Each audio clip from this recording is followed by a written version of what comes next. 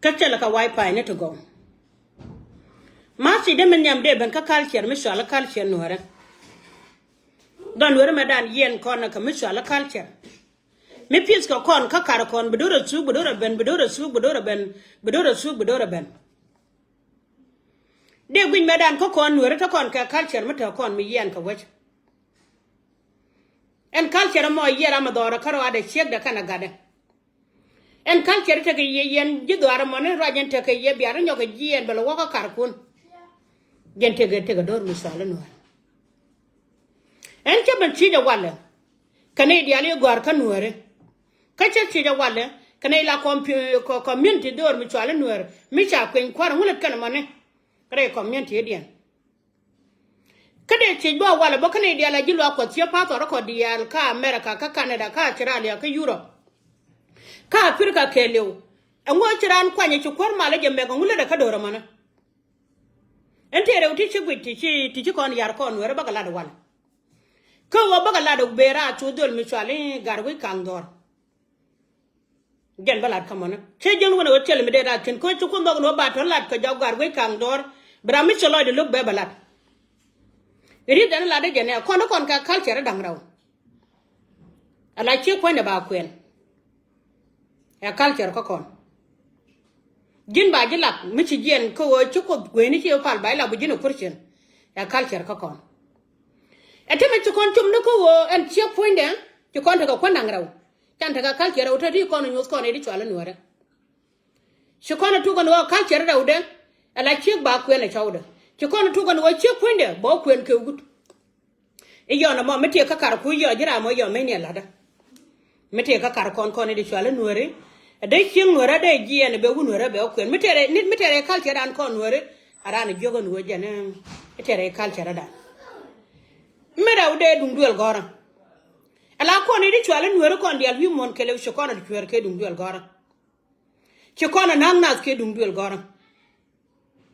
Duel gora mala de je chokona nang nas ke jene. Jin mi cha jin nge mite ti chen mala jang nge ata me chi nge je tama ala wo yu lam na ka wa kwale mite ko mi chi je ga lam ne chwer yone lam na ka wa kwale. Me cha jin nge chen. A me chara kana mana. Me cha yenge swalo ji yan pastor ko diale cha la gre do anure. En wo me cha jin nge mi to ka cha jin la gala pastor wo de glo akot la bo wanye ni lo akot.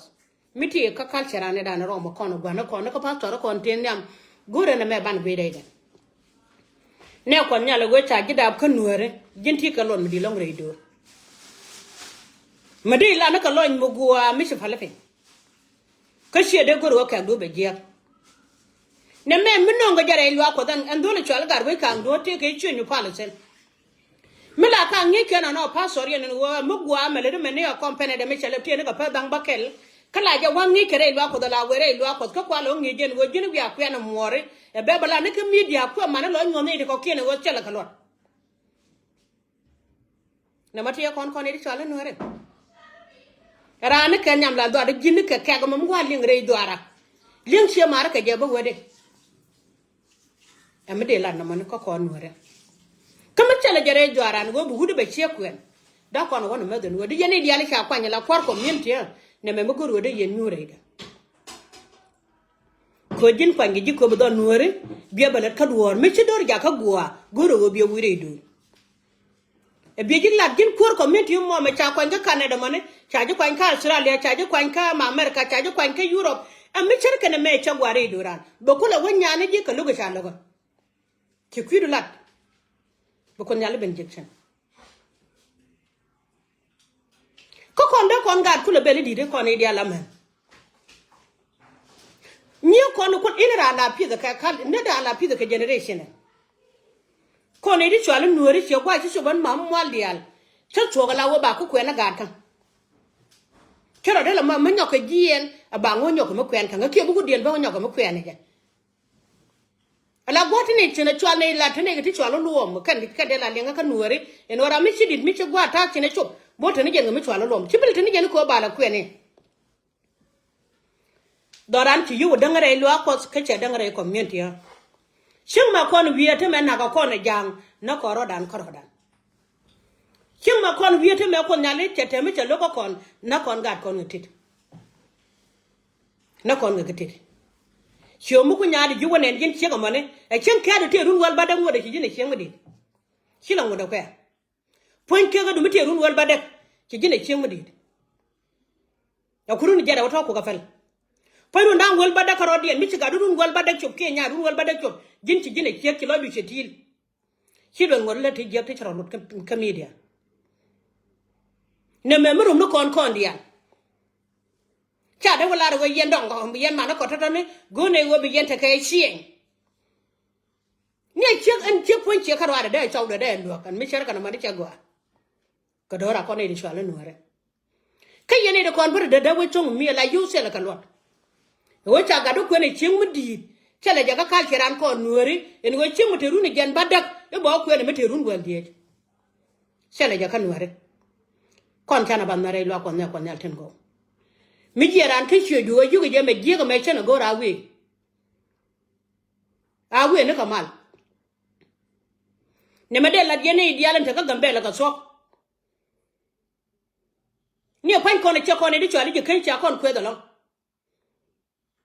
ko mi chen ka na me la da gan je kan en wo ko ne cha ko ma da no bi ne kwen ka ma na ko ka che la da go chicken le no kompen ne ko na le je ne go ne me mu gwa de ran ko ni chara karwa de wo mugwa ka won mu ko ne ganton bu kuje la kwen e jin ko tal fono e jin nang do ponu che yong ne ji te mele de ka ji che yong no ponu che yong ne ji ka dong ti garo mi jin karwa do che da kele ne gudwaro boling no gor ga ku je ke boling no gor amada den ka bilo ko to kula yor fen ka jama to gan ka kiram no ko no kula gujere ci nan me ko kol nang ne ji ki ko nang ne chiang mu duang mu din mi sida mu de kwen to gan to mu da dor nu da da baga de don nu da gwa ko kon ta chan su an ga to bi yan pinya gurundi ale chu ko ne chiang mu da den ka jinen ci da bi che so guje mu gwa baka jine charu jin gara guje gwa ko ba man ya ben ko ke chu da guje gwa da lo di ja ka te go lar ke jen wa cha ko no ko ba ka dong kwen man nong ne bo nong bo go be ne yu ken wa cha en mi cha ko kwen pan de kwen ma de da ga badang na fin ma mo dia che kwen me de ngosen de da ga badang na fin kan yo kon tin jo kan kon go yen ma man mo ku yen to wala ma jo nga bi ne kwen che ma ta kon ga culture mi je ga long gwa che kon sini gwa mi je che gwa ma gwa mila de lo ko de kon me ndong leer mi di de long lo ko che kon me ndong nyir di de long ala wo cha ko la ngi ke ngi jadan kenen mama mol ya ne ya ne dora medan ka jing mere chen ya ne ta jit ko di meta karare cha ka ne ne ta rana baji ka pyong re lo akos ngote kon te rom ngane kon ni de kon ti wale kon ni ja yen de wo ka kan kon dong de jit sok de wo mi tel de lo le te du yim wona mene mi chen ya ne te lo ni ka chow gari du sie de ban jigri gadu de jo no yen gwana kon me nyoro tina la chieng ban ne kon man chieng cha ko ya a jen ji gar ko ko lo ne te mala wo kos kane alat kene ne ote ka company dien mi chikat lebe ni pa dang baken e chikat man je bodu ko re dien ti kwen ga de nyanti an dunga jin chim lu rodu cha chori da kam nyala wale ba we ya dong dia la ta ka America dunga jin chim lu rodu cha da wo dong dia la ta ka Europe ta chinene dunga jin chim lu rodu ba cha da wo dong dia la ta ka Canada dunga jin chim lu rodu ba cha da wo dong dia la ta ka Australia e wo cho kon tel lu so changa ke ni pa soron wer wa min ya ka la gi de gudalong ko doran kon wer mi yene gu yene go jin cha ji kwanya la kuwer wo bata kai shi ni la de kim misel wen mal churu bi ko mon mal churu misel mal be mal goro be mal be yek ban di de keru di alde ben kamal ala la pa sor ya la ko gur kan ta pa sor me dan tela doran tele shi mi ko kon ji do ko do tum ne kon do pan ga ka ta lun kon ga kamrar kon ji do ko te ko wa sen wala me ne ke lew mi ko dan man yo pan wundi lo ko to cha ko lo wa ba ka kam men joni kana gare ne lon ko ndoran kam gare ko na kelew e china de no wore yer te mene ko mlat ko chu ko na pos ko no ri pos ko po di windi al man kon tin lo ke ko nyal ko no windi al kon tin de ko no windi yura ba gwa men ngwan no ri lon ka jam ke ka te ka America bo ngwan ken bo ken no ri ka Australia na bo inu go ngwan kon tin ne chere kana ma de gujen wo shie magwa re dor me sala no kon chara lo kan wat kal tien re jani ko ne cha badone ana chuken wa chim ni am guri yana more chi ala fuibo ci kon culture jek ci kon won no re culture kon te ci ala won ka culture an nga ko lolat culture an wo dwa ni bula kara kaya ga gwa la kwen ka nyakon bagan nyure yiga magwa baben fu do gwana dial kan man dial jatedi mo kon ko dom culture ne ko ken e gene chana guj bon ka ko wani chingo chimbo runi jen bangwan bo kuene chimtere gam gidi garga jin ga diaper bango do we kuen bo ke wut culture jero kon bo nongre daran kurun bu kono yen go kon nyala kuine me duwe jene yeni ko kono do manda ban mele kon ti cheto na idu akan go ra babala ne kon nyalten go misha je kwanye chu gwara chia wo bu wa kuole ni yo ko ngi kono ken gwadial ala chare cha mun jay kam yu char cha kam yu wo je man wodi gadal kam ma turu ken la ka cha mi mena gere ne ken chu ku gwar kon lo ko muta kon hore yo to la ka kwali mena gere ne ken yo ri cha mun obi char wori ala ke be ma turu be ko la de ke bi ka du bi mo ya kara be ne ke bi pi bo ga bare gwe ke be dol wanda ga tin bi la tin be dol gor be la ka cha mi mena gere ne ken ngode te mi ci gwar lo kon wore ci gwar ben mo ne kon ke chuur mi dit ken elere ke tel me le don wore yang ken ko ci ne nyen wore medan la be je lo ngo je ne ba ko ne jur ma do den ko do kon kan tera ndaga lo pi de wore wo ba nyal ko ne jur ngone yen ga mar la wuni ko bi no ko en ke jur ku nyen wore na tele je ne ngon kal ken wore gwa wo ci kon bare do ko kien kana kal tera an tane bas kana me de la ko kwar community ala de la kwar community do rana chabat ko tele je wo bi ci bo kuen ke wut goro bi anyu sen me char kana mana e chen ko yo la ke yu do ara ke yen che man ko te pin bo mi char ke ne me chegwa e me dia enda mare chola gar we kong ja kamera kama en me che je ko ne kuen kon gwan nya da gwan nya ka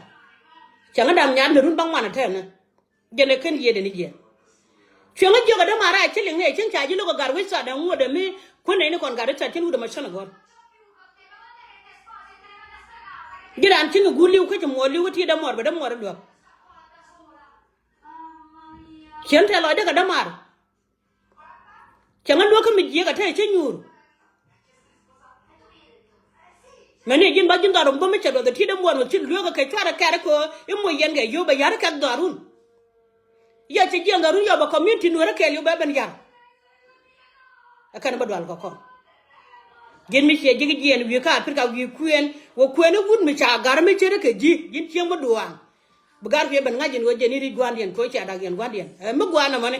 ka che je bo bi chu kuen ba ka amerika ba ku kuen ke wud ka amerika me bi chu nyur aram kuram ya cho ka afrika yo bi hotel no yor pin ma gan man wor ji jin euro pin la ra wa chi mi ke wud ke media gan ma to de cha poji che nga yera no wan e che mo po che li po yang ma ta jin che mo duang mo di boje ga gan meton ri gadu bra ka mole ne nyam de jo ni ran ko ne ci ga don ci ma ri chara community nuere mete ka kan mu gwa chwa ne yer e so kon ban ka wesen wan ne me mu go ra ke mu go ni yen pa so dia ne me ro jere dien gore wo ko nyutin dar ke bak a ci la da cha wala ni wo ko ko ngana ko to ngwan ala ko kan manati kirana je ne ka mer kam ban ko na gan meton mu karo do ko ne nguno ngone mene pastor ken kamer kamar raje ken raje ka pastor ha Canada raje pastor ka Australia raje pastor Europe ba mene ka raje community no ko ndial ko do ko ka kel murum ko na chang ne na ko dor mi chalen wer na man ye gwen man ko ke je boar mi di long gwe gwana ko ke je na boar mi di long ka gwe ran ke je la fo ne ka rada ba sel ma gwa mi no ngi boar mi di long a kwen ni nye ko ngo pedbo karo ko ngien nyaado ko pedbo wi mi je ga tour ne chado meri ci ci nyaadu wa nyaadu mi jaga tunu ken gwa mena kana chaud ni meda ni mande mi ci nyaadu mi sediti gwa na chop kana gadu ni bolte na watin bola la ngar kana la ka kam sho ko bu gwa gadu kan nyaadu bi le gwen ci de mi di no ci mata bo ci de ngor bola ko ay ke jin use bila wo gwa de kan gwa ne disin ngu e go gwa mo bu gare le gwa ama gwa na ken ban mala de Japan ka ben yoga la de wala ko no kon ka culture ni a point gwara da nya de o kwen ala gut ta pudu no ka je ko da budu ka da che chi ke ci ko da je fi obo win won be yig da la ko no wona nya du ma da bu point jin wut point de kan guda kan no kan tin kon kan wuna culture ka kon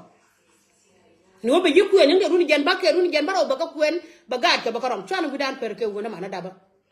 ne me de lan mana long no me nyuri me nyora gwa me ne tarun bakel ki tala chela cho mo loga ka ja kom nyal pone ja ka kol ka ja ka lo de ja ka tes ki lo te ko chu gudi se ja te lo de no pone kam da kon ko chela me yere wo nyuri jin karwado ka chu ko lo ba ci gad ko na me te me ci chu bo gad ji be lo ba ji lo ga nyaadu ci ko lo ba tan ta ka me chu ala ngan ne ko ngan da kon ci kon o paltin ba no paltin me ta lo we je ko an re ko do ne na pal ji ne bitu ko do ga na be ko jegre de mi cerka na mane kon nyal ten go goro odor mi chwale nuara me nyure de bene rede yan kwar ko mi de nyora tin ka yan pasor nyora sen mi ci e dal ken gad kuna ta ka gambele a gad je lo ko do ti sina e chujin ti tina ke ban pon ko me dala ke ka nga ko na pal wujit e pala gwa me ne je ga ne lo ko ke ko kon je ga no e gwa ne mi yer chodu ko me de ye ko don gwarel go rode mi de ko ke ku wa chele falaga ken na go mbala kon changa jo no mama mo lial bete women group ke lew mete me yaga no re bala ne ko nyal ka loy no re amana mama mo lial mete me jom wala be jo mama lial me che go akaji cha do ran che nang nyal ma ko nyal ba no ga ko cha we jine me chira luok me che nyan ke je wolung na dang ra ke ne dang dok e yo me che banyan ke je pe wi chire ke jur che bi yela nang ka nya ama kon wala kon no re chan be ka do ran chan e ya la ke nga ga ne che mo ke jele dan mo ke jele ko waran ko ni rigade han ponan ma mo dia che nga da mo ke jele ska me de mo ko rigade chele je ya to re ta ga chadala ko de guje katar ne yiyo ne ke ram seri yiyo ko ka chala ko ne je bod bi ta ba kam chi ma ne ken nyin ka dia let ke je ku jele da la mu ka ku ne mo da mo ke jele re de mane ke mo da je lo de mane re de ta da je lo che nga ken ko ra mo ko yar nyin ka dem ku mo ra da kasar mo nga kasar ke mo ra da kasar kada wata ka jale ka mo ku ri gade mo da nga ko nang chena na tela do re chena ka me cha to go wala gad kon man da be del goro go gwen re de ka choko jin me ni gwi re de pele cher ko pele ka fe gwi re de na me mo gwa ke mi je ko jin batini nyere dit re do ar ko tini ko gunu boti ci di bare do ar ken di ti gor gwet te kon ta kal chere wata mane ke kal chere am nyame wo bu gud do ci be ko na kal chere te na ka kar kon ci kal chere do ko kon bare juri e ci mo do ak mi so ka dab bo kwen ga gan meto ta kal chere ude e jen ko ban nyalo ce ban joje te mane ala purja ke joje la purja la de kan gan me afrika ci lan mam walial la de kan ga ta ka afrika ame chere kana mane ke jen go ci ko ngire lo ko ka so la ngi ken wo ko ro da no ke ci ko lu ndu la ngi ken wo mo ne ke ci ko lu mo la ngi ken na ngai ko rar ka chane do ran me dungar ye che mari a che cha ga ne dia la ngi re lo ko nya kim ga de kim jor ben ki ga mit e no che cha ga ne dia tin ne te la ngi re lo ko kan tin dia tin ngi ka lo do le shala ba fa ni juba no mo dun na ra tin na da ngut ko da na ra na ko ra je da ne chalat kan janoro lo kon dial politician ko dial ti ga dong kaka gwato na chuko lo ni ka yo ko chalo dien che tom yo ko cha ka ngi ke kila dien kan ni chalo nuore en wo yanu ya kwala yo ko la baro na ngi ka kwel jenta nuore sino ku ma so da e ku mala kwel nwa de je bo gwa me rul bu ni bo ku mala kwel nwa chele mo gwa mala de changa ken dunu o jin ko ra la ne ko mi jin mo gor ko te medan gor mo wor ken gur abe don kwa nyana ton ke don le gur mu mi ke jigo na walen wo chu konde che joy bi jina gada kon hore dia ko raji ko la pen ka gar kama la wajin elunu gur kana mor ko ba je pot bite du jen mon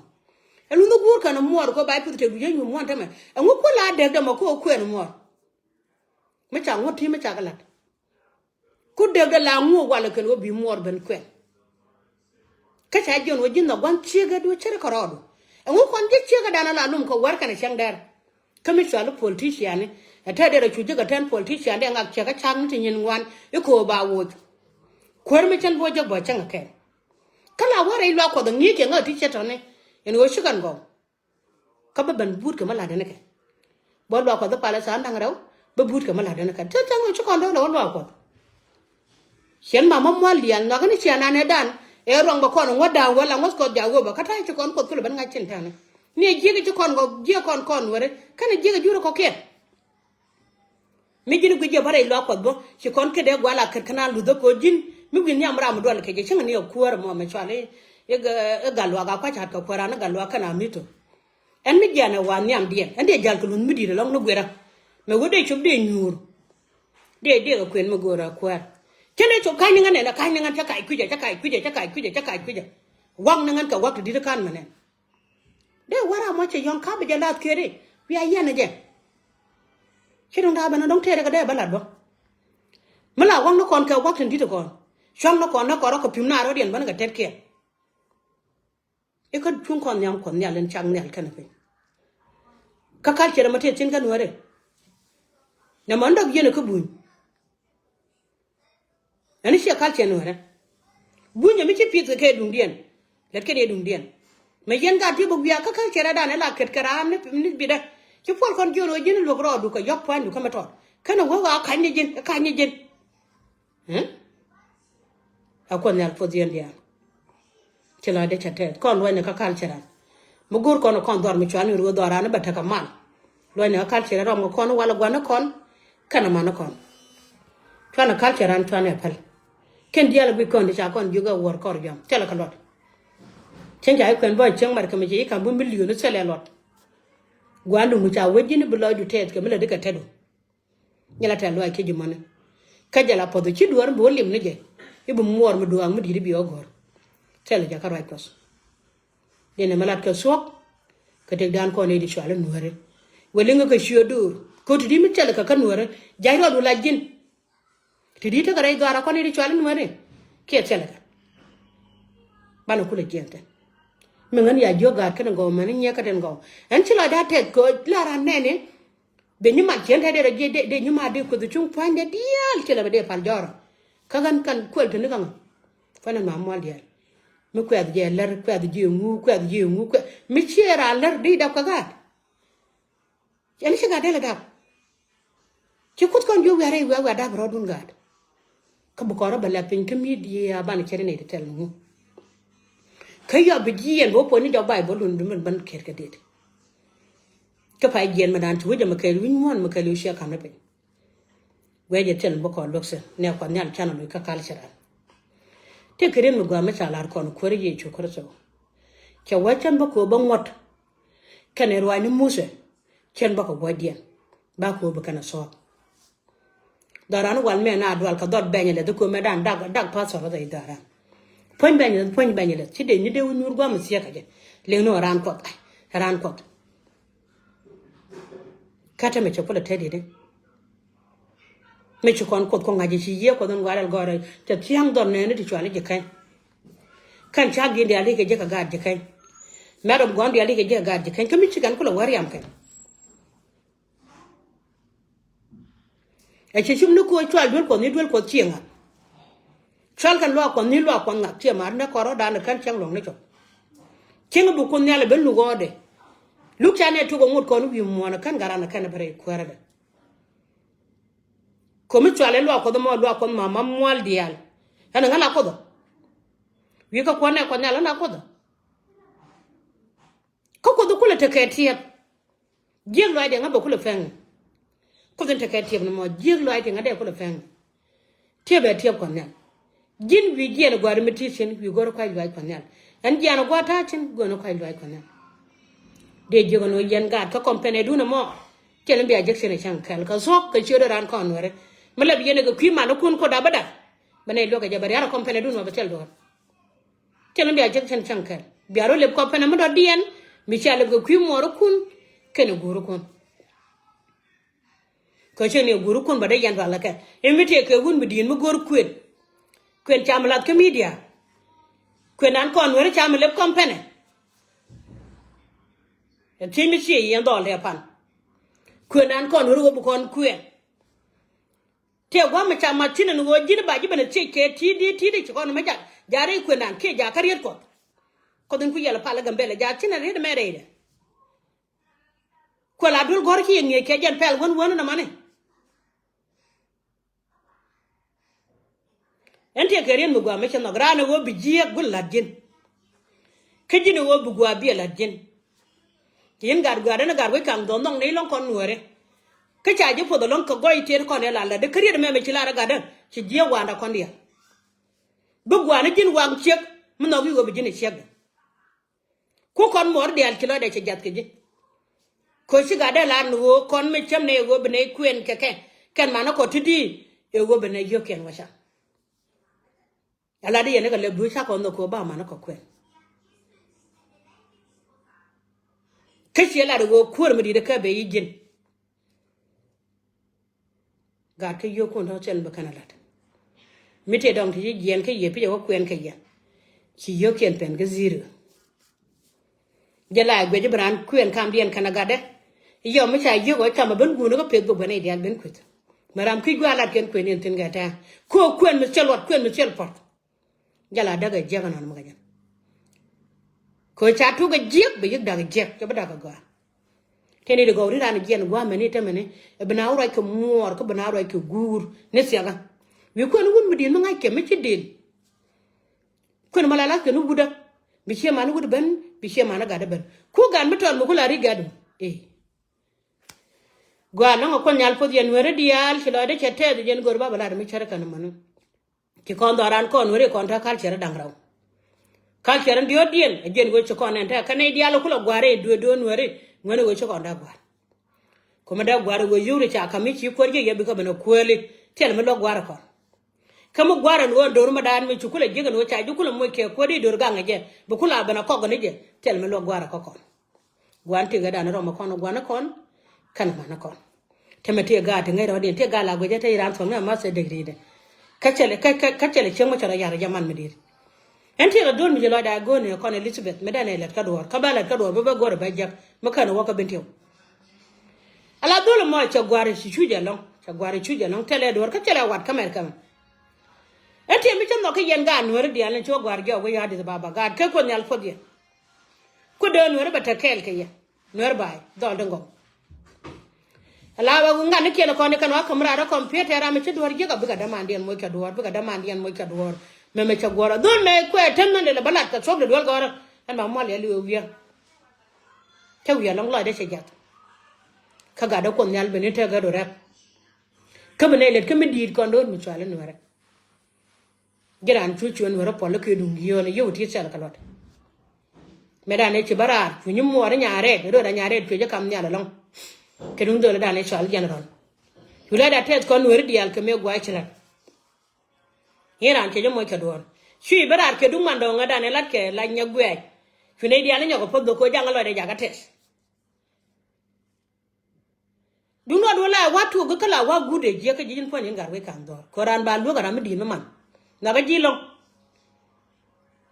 medan fi to dum mandong fi o to la mi je ko te mandong la bala ti de la do ko jen ci shibran jeng ne je ci no ba kwen lat ken drama ka je jan kan jo baba bul pot ko na re de mi na kan nore ka je jan kan bul pot ba ci na le ban mi de ci da me ci da mandi dor ba ka jin ci ba cham man ci ka cham man e wala ci joy ko nu gwale de yen nyum mor jenen ci ban joje la go cham ji ben ko nu mor de yal ke je du no ko abu yen man de ko an ka gad ken te ko man de go titi rare dwar ti ci benen bi ye yatal pon ka guru nu ko nang wande ci lat man so ti rare hanga ye ko don gwarel go de rod ka ngai raro mara magad ke picin ba nyen ka sara ka bi limro da kompen ko pension bi da ka gambel borom no dore je dore ci tere je dan ke bo ngare yen ka ko nyal po dien dian no dial wi mon ci la de tes ke ye en mama dun mo dian telwa ji ku gud ke je nyi mare te ka benti o me ci ke ela nyi na mo da ko la ci mara wi mon ke le ko man no dial de yen nyi de ka wuro nyi lo ga de yen barar gwa cha bara chin ne nyi de kan ba de yen barar bo nyi de pan ga ken da ko bel ne ko de pan ga to re film di longan kor ka bo da ke dong chelo gwa da kan bara chin ko gwa ken gwa na da ga ro sen kenya ku ko ne to ne chin ba yarar ye ke ka madan gwa cha rul dino yen nyi de kan de yer mo chin bo gwa mi ngi mi chin nyi mana ne chi ko ne ka betio nyi mana ne wo chi chu de che ko che kan chu de ko la chi chu de la de ne gen che ma nganya nya dong nyi de kor chiango kame chiango pan yen mana da bani chiago gunu kun benen chi ga bandon cha wo kan tinde kon dang baro dial mi tie mo ben ka kon la ne je cher ka ma go loy dan kon cha lo nga dang dan nor ba ya wale cha bi lo nga dang ki nyidi jangu ki la te long mana da ba ka ben tew che po do gwa adunga ran ko je yo pan che mo ne ke nyin bu ne dung la ran yo kwa nye mi gwa nya pan chen pan de yara nyong ni ker ka loy nore me chen en kay ala yo wa choro pinya ga de kon tia ka nun ya la cha ne jange wo ay go ja tiniti ki la te ri nya mo gwa yen yi dia le pante chu chiara mo ketong e gun mi ki e papa de yen do je biana no lo de lo yo no selpo me da de lo te da long ko chala de wojin me te de ko ga kwira mo de te da ro do sen cha kon yo bai bun me ju yo bai bali de bi na mane cha kon yo bai bun me ju mo bob chor chor de ka nang ro de al pen pul ke ala ga de kon de al te ku juba li ka ro de me dan krem ga no na cha ko ne ko pol de ter yene o kwida e jog me pe ni yen chen yen dia ne kal kale e pe ni yen chen kal kale e chi akon e ko do no re ba chen na na man jende balat en chele jeng lo nga an ka bana ga yo ku de ne mi te do mo gwale de gol mi de do mo gwale nga ka ku de gwa me mi te do mo gwale de gol che chen ga ne na ka kon la kana gol ko na kan ga de nga na ko na kan gol ko ne mi ju ku ko do pan kien ka gwandien la no ko da tan ya la telo ay ko da ba man no re la ne ja telo da le tir ko no ko ne lo de ja ko ne al po di andi ga le lo